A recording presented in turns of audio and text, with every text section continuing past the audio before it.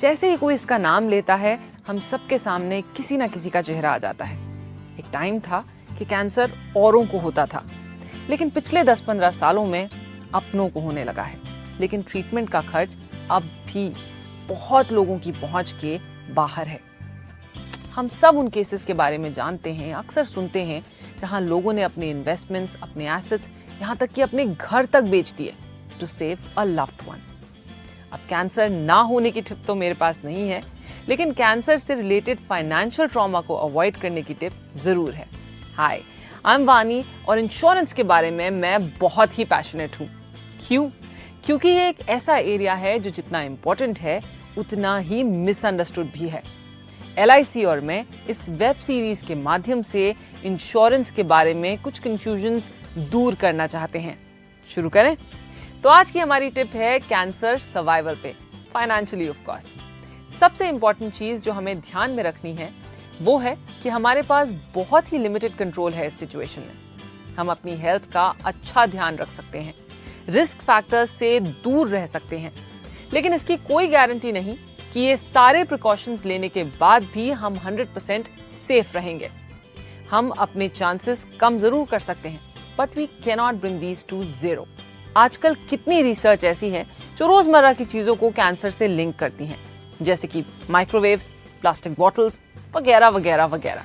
हमें लगता है कि केवल स्मोकिंग और तंबाकू जैसी जानलेवा आदतों से दूर रहें तो हम कैंसर से भी दूर हैं, मगर अफसोस कि अब ऐसा नहीं है।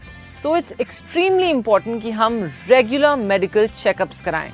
जितना अर्ली डिटेक्शन उतना बेटर प्रोग्नोसिस और उतना ही छोटा ट्रीटमेंट। सेकंड, अपने लिए एक कैंसर कवर पॉलिसी जरूर लीजिए। यस, क्योंकि यही एक ऐसा एरिया है जहां आपकी मेडिकल पॉलिसी भी कम पड़ सकती है। एक तो अमाउंट की बात है और दूसरा ये कि वो अमाउंट किन चीजों में खर्च कर सकते हैं आप। हेल्थ इंश्योरेंस आपके हॉस्पिटलाइजेशन कॉस्ट्स कवर करता है, मगर ट्रैवल कॉस्ट्स, उसका क्या? प्री हॉस्पिटलाइजेशन ट्रीटमेंट्स जैसे कीमोथेरेपी, क्योंकि कैंसर का इलाज अलग है, इसकी जरूरतें भी अलग होती हैं और इसीलिए LIC ने कैंसर कवर प्लान को कुछ हटके बनाया है। कैंसर पेशेंट्स की पहली जरूरत कैश इन हैंड, ट्रीटमेंट के लिए ही नहीं मगर ट्रीटमेंट से रिलेटेड हर छोटे बड़े खर्च के लिए। कई बार हम जिस शहर में होते हैं उस शहर में स्पेशलाइज्ड कैंसर हॉस्पिटल्स होते ही नहीं। कितनी फैमिलीज ऐसी हैं जिनको शहर बदलने पड़ते हैं, क्योंकि अक्सर कैंसर का ट्रीटमेंट 1-2 साल तक चलता है। कैंसर पॉलिसीज में आपको अपने कवर का 100% पे आउट मिल जाता है अगर डायग्नोसिस मेजर स्टेज की हो। साथ में कवर का 1% हर महीने।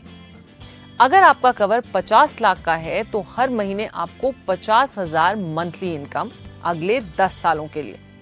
कैंसर के साथ लड़ने के लिए पूरी स्ट्रेंथ चाहिए होती है और इस समय नौकरी या बिजनेस होल्ड पे जाता ही है। तो ये जो एक्स्ट्रा मंथली इनकम आ रही है वो आपके स्ट्रेस को मैनेज करने में बहुत काम आती है।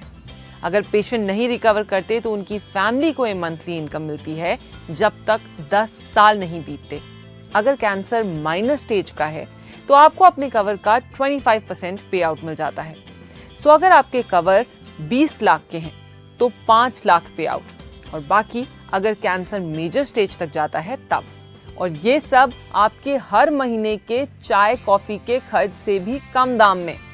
जानते हैं, साल के 3,000 रुपए भी नहीं लगते 25 लाख के कवर के लिए किसी 30 साल के इंसान के लिए, यानी हर महीने के 250 रुपए से भी कम।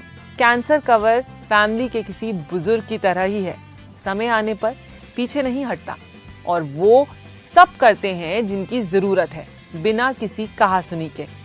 डायग्नोसिस से लेकर मंथली इनकम तक आपको बस डायग्नोसिस रिपोर्ट LIC की ब्रांच में सबमिट करनी होती है with no extra paperwork. सुन के ही रिलीफ हुआ ना? इमेजिन कीजिए कि लाइफ के उस टाइम पे जब सारा फोकस रिकवरी पे रखना हो, ऐसा एक्चुअली हो पाए। आधी लड़ाई तो आप वहीं जीत जाते हैं जब पैसे का स्ट्रेस नहीं होता, ना किसी और पे डिपेंड रहने की जरूरत, ना जिंदगी भर की मेहनत के बनाए हुए एसेट्स को तोड़ने की जरूरत। तो सोचिए और अपनी फैमिली से इस बारे में बात कीजिए कि बातें अनकंफर्टेबल जरूर हैं मगर जरूरी भी हैं, और फिर अपने LIC एजेंट से कैंसर कवर पॉलिसी की जानकारी भी लीजिए। इस हफ्ते आपके 2 मिनटों के लिए बहुत शुक्रिया। मेरी